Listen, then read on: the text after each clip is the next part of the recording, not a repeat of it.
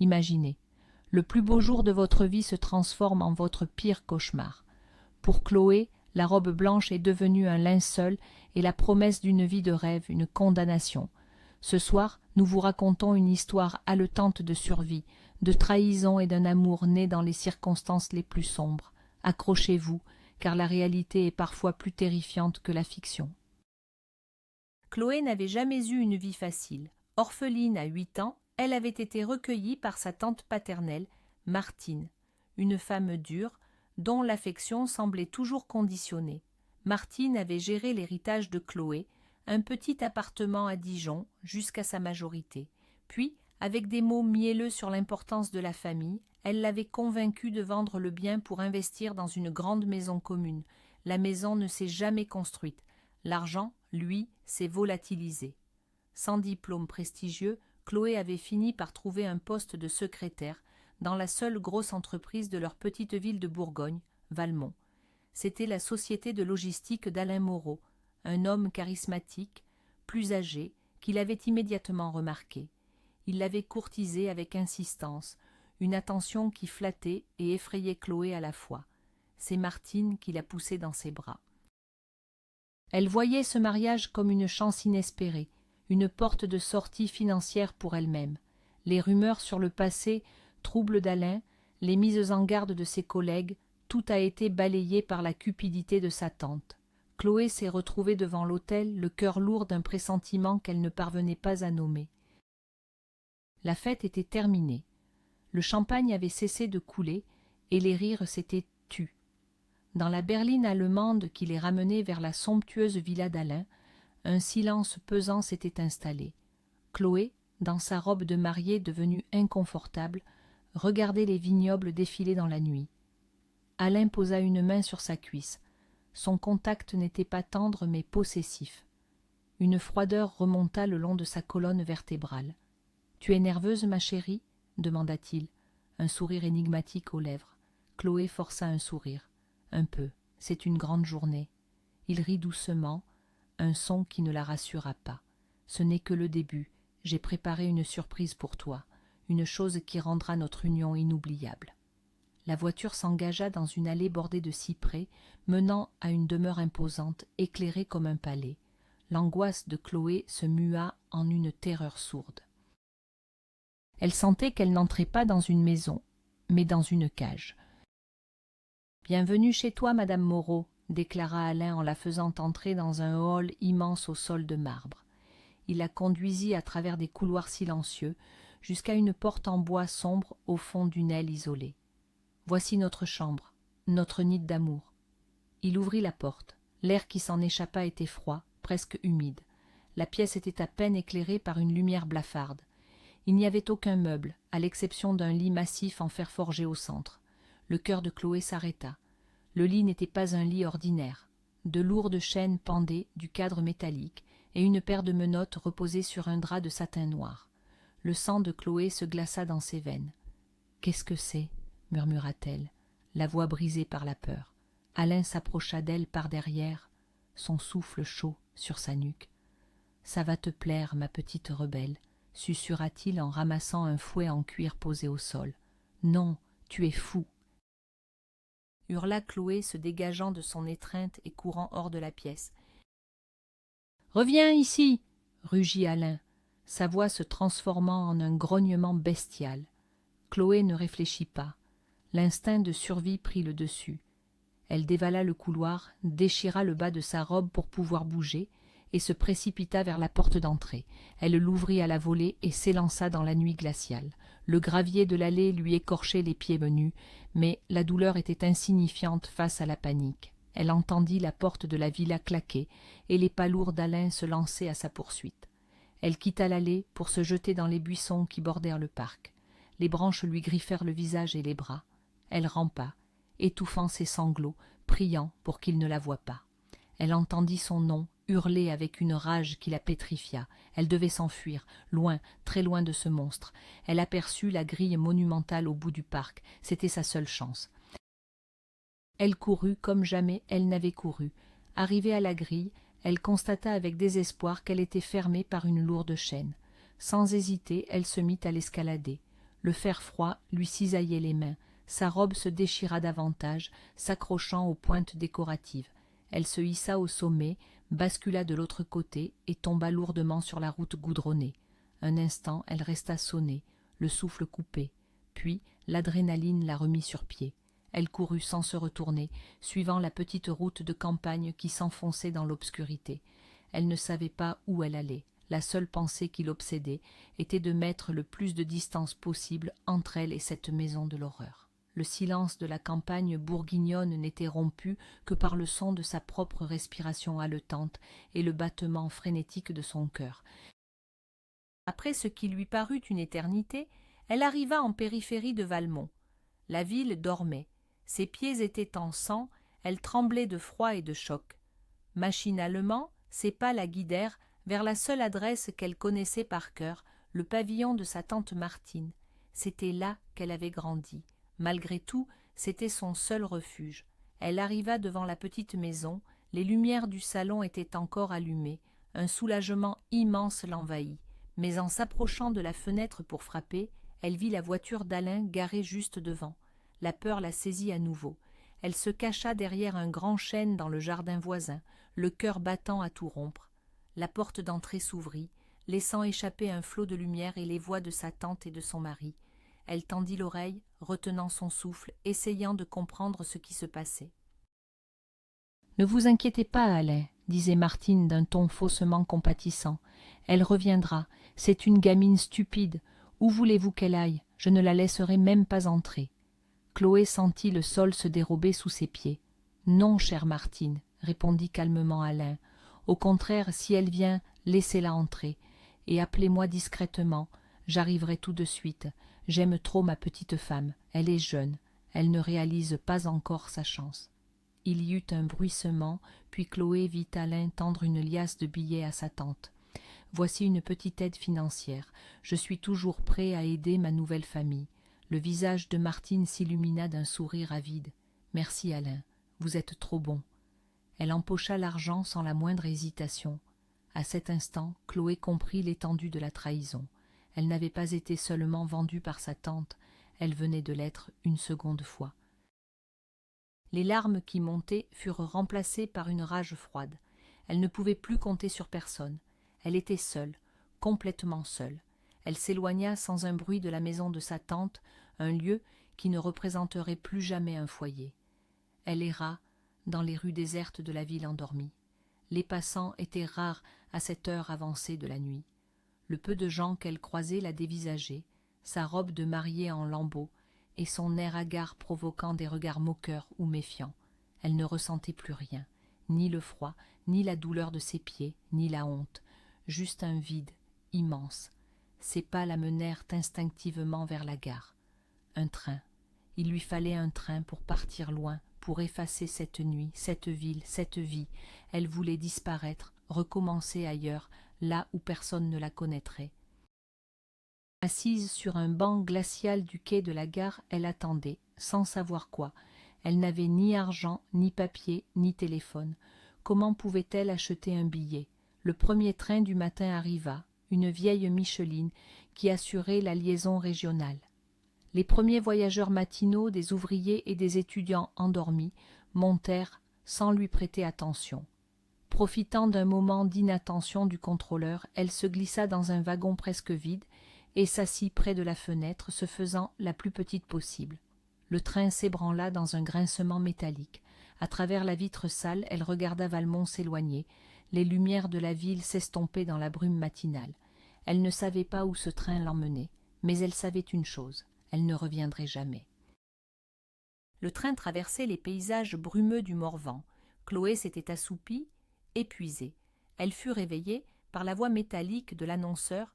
Prochain arrêt, abbaye de Sainte-Odile. Le nom résonna en elle. Elle se souvenait d'une sortie scolaire des années auparavant dans ce monastère isolé. À l'époque, la vie des moniales lui avait paru austère et triste. Aujourd'hui, ces murs de pierre lui semblaient être un sanctuaire, un refuge contre la violence du monde. C'était une idée folle, irrationnelle, mais c'était la seule qu'elle avait. Lorsque le train ralentit, elle se leva et descendit sur le quai d'une minuscule gare déserte. De là, il fallait encore marcher, plusieurs kilomètres à travers la forêt. Le ciel était gris, menaçant. Le froid était plus vif ici. Elle commença à marcher, s'enfonçant sous le couvert des grands arbres. La marche fut une épreuve. Le chemin était boueux, ses chaussures improvisées n'étaient que des lambeaux de tissu. La faim et la soif la tourmentaient. À plusieurs reprises, elle crut s'être perdue dans l'immensité de la forêt. Le désespoir commençait à la gagner quand, au détour d'un sentier, elle aperçut les hauts murs de pierre et le clocher de l'abbaye. Un regain d'énergie la propulsa en avant. Elle arriva devant une immense porte en bois massif et tira sur la corde d'une cloche. Le son grave résonna longuement, puis le silence retomba. Personne. Elle sonna à nouveau.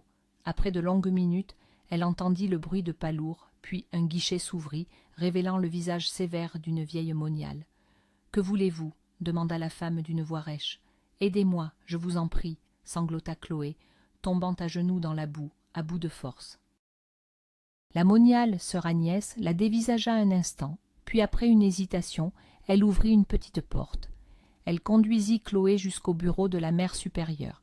Mère Cécile était une femme d'un certain âge, dont le regard clair semblait lire au plus profond de son âme. Chloé, tremblante, tenta de raconter son histoire, mais les mots se bloquaient dans sa gorge. Elle ne pouvait que pleurer. « C'est bon, mon enfant, dit doucement mère Cécile.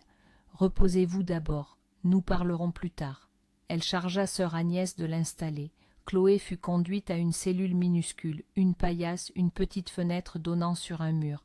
Sœur Agnès lui jeta une robe de bure rêche et lui indiqua la douche. « Lavez-vous, on vous apportera de la soupe. » La brutalité des mots cachait peut-être une forme de pitié. Pour la première fois depuis des heures, Chloé se sentit en sécurité. 3 mois s'écoulèrent. Chloé s'était habituée au rythme de l'abbaye, le silence, les prières, le travail manuel. Elle était devenue postulante, une étape avant de devenir novice. Elle aidait à la cuisine, au jardin, nettoyait la chapelle. La vie était simple, répétitive et surtout sûre. Personne ne lui posait de questions. Mère Cécile lui avait dit que la précipitation était l'ennemi de la foi. « Vous êtes venu ici par désespoir, non par amour de Dieu. Ce n'est pas une critique. Mais avant de prendre une décision qui engagera votre vie entière, vous devez trouver la paix en vous-même. » Chloé savait qu'elle avait raison. Elle était reconnaissante pour cet asile, mais son cœur était vide. Elle n'était pas à sa place. Elle se sentait comme une actrice dans une pièce qui n'était pas la sienne. Un matin, on l'envoya cueillir des mûres sauvages dans la forêt, avec la bougonne sœur Agnès. Dans la forêt, Chloé se sentit un peu plus libre. Le parfum des sous-bois, le chant des oiseaux. Elle s'éloigna volontairement de sœur Agnès, fatiguée de ses récriminations constantes. Elle connaissait bien cette partie du bois maintenant. Elle trouva un grand buisson chargé de fruits noirs et brillants et commença à remplir son panier. Soudain, un craquement de branches sèches derrière elle la fit sursauter. Elle se retourna pensant que sœur Agnès l'avait suivie. « Excusez-moi » entendit-elle. La voix était masculine, rauque, un homme sorti des fourrés.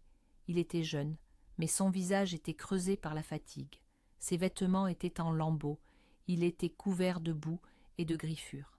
La peur instinctive de Chloé fut rapidement remplacée par la pitié. Il avait l'air plus traqué que menaçant. « N'ayez pas peur, dit-il, les lèvres sèches, je ne vous veux aucun mal. Auriez-vous un peu d'eau » Chloé, hésitante, lui tendit la petite gourde qu'elle avait avec elle. Il but à longues goulées, avec une avidité qui témoignait de sa soif. « Merci, dit-il, lui rendant la gourde à moitié vide. « Vous êtes de l'abbaye » Chloé hocha la tête, encore méfiante. « Je m'appelle Léo. J'ai des ennuis, je ne peux pas approcher les gens. » Son regard était direct, et malgré son état, il y avait une lueur d'honnêteté dans ses yeux. Chloé comprit qu'il était soit un fugitif, soit un marginal. « Je dois y aller, » dit-elle, se souvenant qu'on l'attendait. « Attendez, » la supplia-t-il, avec un désespoir palpable. « S'il vous plaît, aidez-moi, je n'ai personne. » Il y avait une telle détresse dans sa voix qu'elle ne put l'ignorer. « De quoi avez-vous besoin ?» demanda-t-elle à voix basse. « De vêtements, de nourriture, je peux payer. » Il sortit de sa poche quelques billets de 50 €, froissés et humides. Elle accepta, non pour l'argent, mais par compassion. Elle lui expliqua qu'elle allait au marché du village voisin le lendemain et qu'elle pourrait lui acheter ce dont il avait besoin. Ils convinrent d'un lieu de rendez-vous, près d'un vieux chêne, à la même heure. Le lendemain, elle subtilisa du pain et du fromage des cuisines du monastère et acheta un jean, un pull et des chaussures solides au marché. Elle le retrouva comme convenu. Il dévora la nourriture avec une faim qui lui serra le cœur. Puis, il lui raconta son histoire. Il s'était évadé de prison. Il avait été condamné pour un crime qu'il n'avait pas commis. On m'a piégé, dit-il avec amertume. J'étais chauffeur pour une grosse société de transport. Un jour, les douanes ont trouvé des armes dans mon camion, à la place de la marchandise déclarée. Mon patron a tout mis sur mon dos. Chloé l'écoutait, fascinée et horrifiée. Quel était le nom de votre patron ? Demanda-t-elle, une boule se formant dans son estomac. Il la regarda droit dans les yeux. Alain Moreau. Le monde de Chloé bascula une nouvelle fois.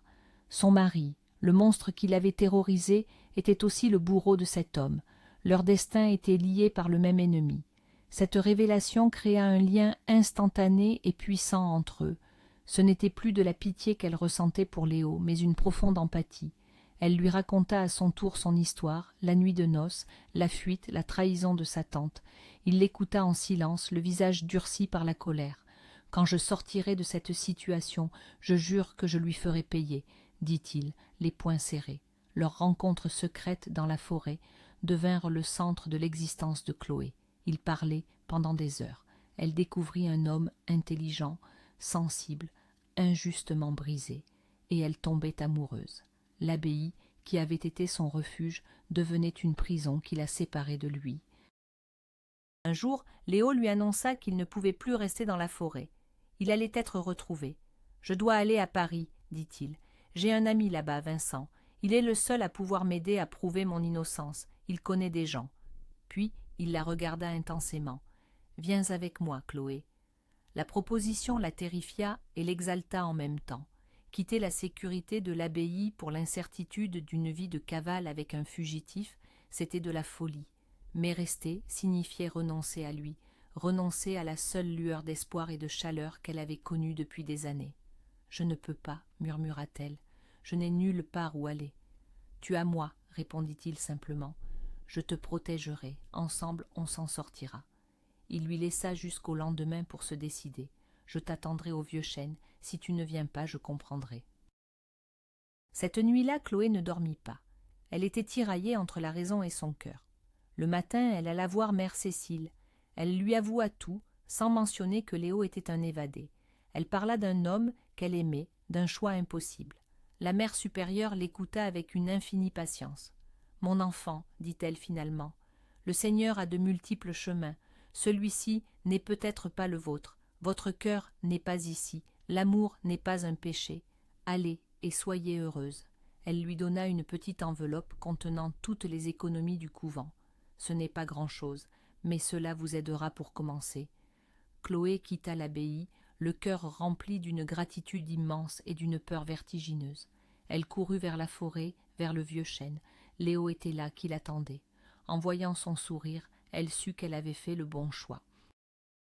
Le voyage en train vers Paris fut surréaliste. Assis l'un à côté de l'autre, ils ressemblaient à un couple normal. Personne ne pouvait deviner qu'ils fuyaient tous les deux un passé terrifiant. L'arrivée à la gare de Lyon fut un choc pour Chloé. Après des mois de silence et de quiétude, le bruit, la foule, l'immensité de la ville l'agressaient. Léo, lui, semblait plus tendu que jamais, scrutant chaque uniforme de police. Il la guida dans le métro jusqu'à un quartier animé. Ils trouvèrent le bar de son ami, un établissement chic nommé Le Hibou. L'intérieur était sombre, luxueux. Un homme solidement bâti, au sourire carnassier, les accueillit. C'était Vincent. Il serra Léo dans ses bras, une étreinte qui sembla plus calculée que sincère. « Mon vieux Léo, vivant !» s'exclama-t-il, avant de poser un regard appréciateur sur Chloé. « Et tu nous amènes une jolie surprise. » Chloé se sentit mal à l'aise sous son regard. Vincent les écouta raconter leur histoire, hochant la tête avec compassion. « Moreau, un sacré fumier celui-là. Ne vous en faites pas, on va s'occuper de lui. » Il leur offrit un refuge dans sa maison de campagne en dehors de Paris. Vous y serez tranquille, le temps que je mette quelques trucs en place. Léo, soulagé, le remercia chaleureusement. Chloé, elle, ne parvenait pas à se défaire d'un sentiment de méfiance. Il y avait quelque chose de froid, de prédateur chez Vincent.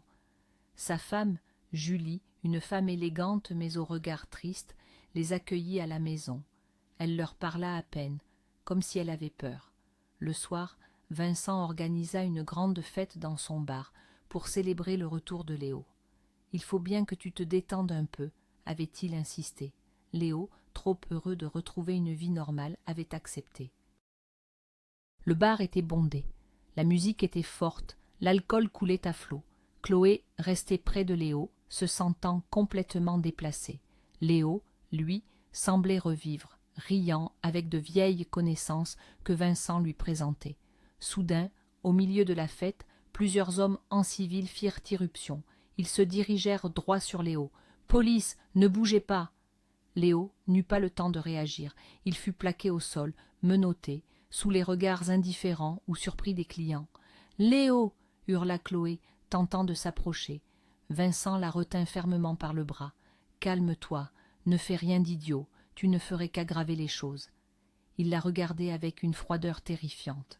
C'est à cet instant qu'elle comprit. La fête, le bar, tout était un piège. Vincent les avait livrés. Vincent la raccompagna de force à la maison de campagne. Elle était sous le choc, incapable de parler. Il l'enferma dans sa chambre. « Reste là et sois sage, on parlera demain. » Le lendemain, il vint la voir, accompagné d'un homme à l'allure d'avocat, un certain Victor. Ils lui expliquèrent leur plan sans le moindre ménagement. « Léo est foutu, dit Vincent. Mais toi, tu peux encore nous être utile. Tu vas contacter Moreau. Tu vas lui dire que tu veux revenir. Tu vas devenir nos yeux et nos oreilles dans sa boîte. » Chloé les regarda avec horreur. « Jamais. » Vincent sourit. « Tu n'as pas le choix. Si tu refuses, non seulement Léo passera le reste de sa vie en prison, mais je peux aussi faire en sorte que ta vie à toi devienne un enfer. » Ou... Il marqua une pause. « Tu coopères, tu nous donnes les infos qu'on veut sur son prochain gros coup, et on te file un billet pour une nouvelle vie. Très, très loin. » Chloé passa la journée enfermée, terrorisée. Elle était de nouveau prisonnière. Le soir, alors que Vincent et Victor étaient partis, Julie, sa femme, réussit à venir jusqu'à sa porte.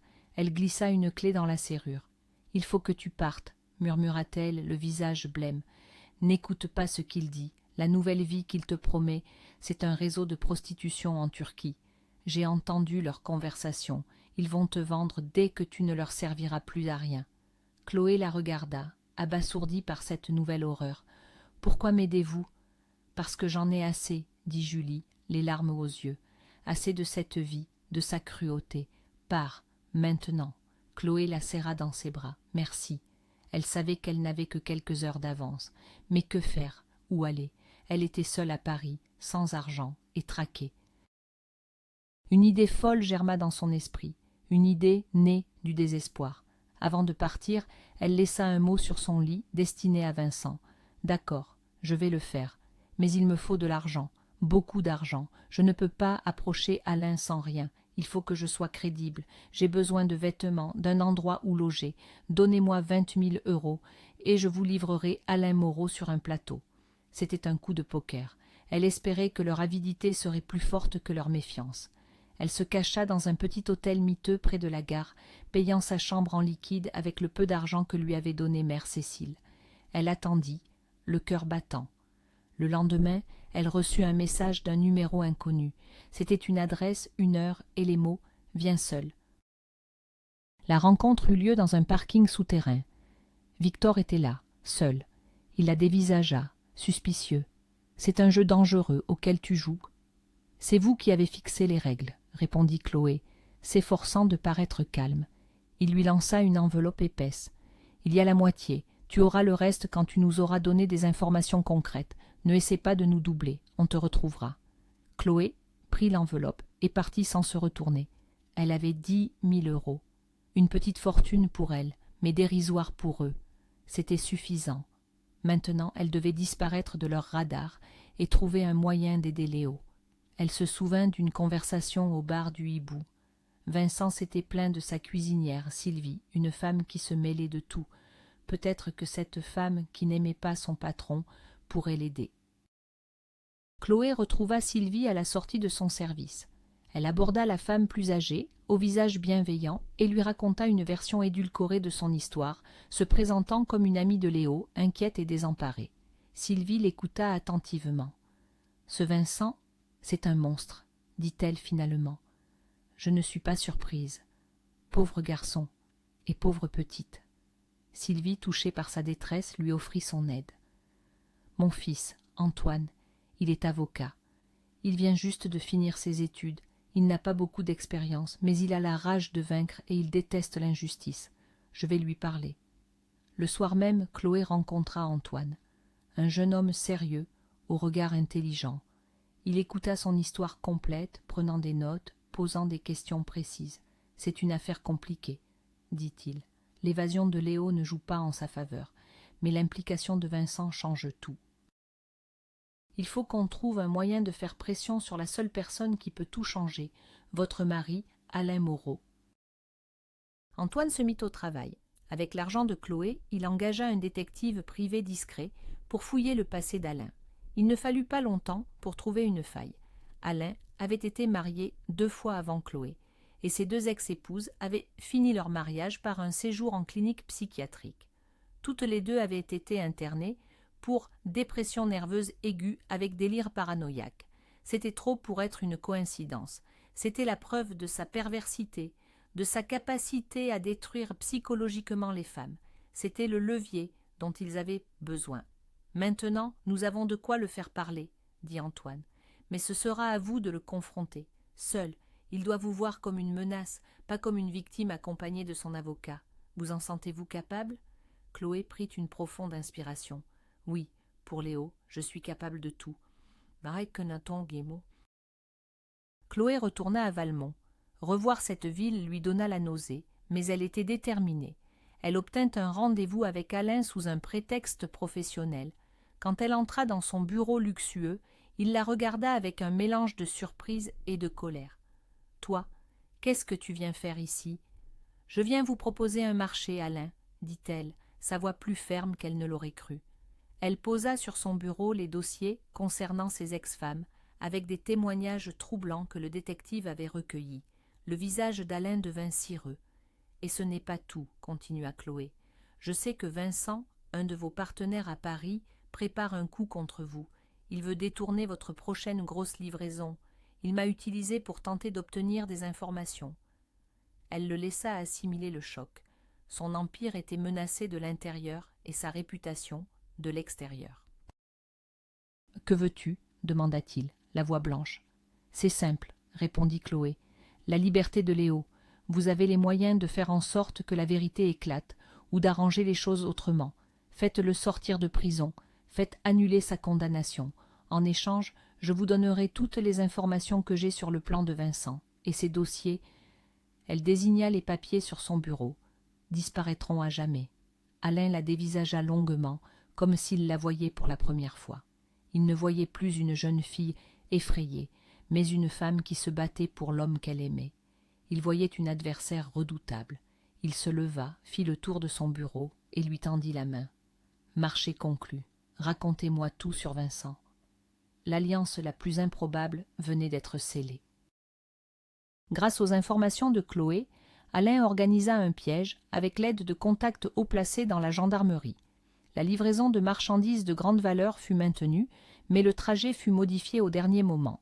Vincent et son équipe, qui attendaient sur l'ancien itinéraire, furent recueillis sans résistance. L'opération fut un succès. En parallèle, Alain tint sa promesse. Il ne fit pas éclater la vérité, ce qui aurait éclaboussé sa propre entreprise.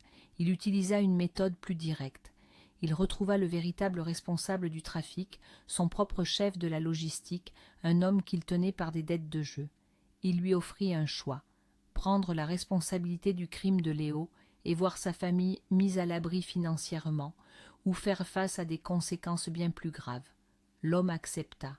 Quelques jours plus tard, de nouvelles preuves firent surface, disculpant totalement Léo. La procédure de révision de son procès fut lancée. Le jour de la libération de Léo, Chloé l'attendait devant les grilles de la prison. Quand il sortit, l'air encore incrédule, ils tombèrent dans les bras l'un de l'autre sans un mot. C'était la fin d'un long cauchemar. Une voiture noire était garée un peu plus loin. Alain était à l'intérieur. Il les regarda un instant, puis la voiture démarra et disparut. Il avait sauvé son empire, mais il avait compris qu'il ne pourrait jamais racheter ce qu'il avait fait. Plus tard, Chloé reçut un virement bancaire anonyme d'une somme considérable. Il n'y avait pas de message, mais elle savait d'où venait l'argent. Ce n'était pas un cadeau, c'était une réparation. Avec cet argent, ils sont retournés dans le Morvan. Ils ont acheté une vieille ferme en ruine, non loin de la forêt où ils s'étaient rencontrés. Ensemble, ils l'ont reconstruite de leurs mains, bâtissant un nouveau foyer sur les cendres de leur passé. Leur amour, né de la peur et de l'injustice, était devenu leur plus grande force, un sanctuaire bien plus solide que les murs de pierre d'une abbaye. Merci d'avoir suivi l'incroyable histoire de Chloé et Léo. Leur courage vous a-t-il touché? Pensez-vous qu'on peut vraiment trouver le bonheur après de telles épreuves? Dites-le nous dans les commentaires. N'oubliez pas de laisser un pouce bleu si cette histoire vous a plu, de vous abonner pour ne rien manquer de nos prochains récits et de la partager. À bientôt.